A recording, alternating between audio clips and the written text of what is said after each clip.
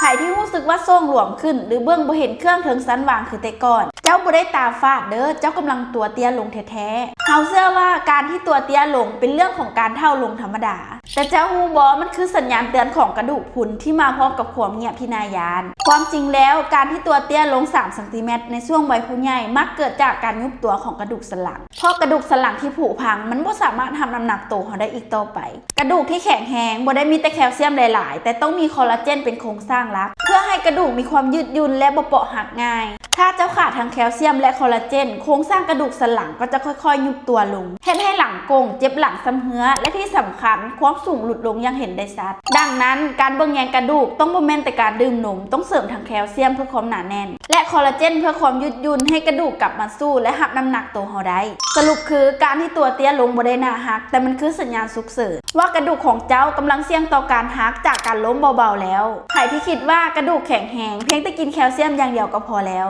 บ่ได้เด้อมันต้องมีคอลลาเจนนำจึงจะเฮ็ดให้กระดูกแข็งแรงและบ่เปราะหักง่าย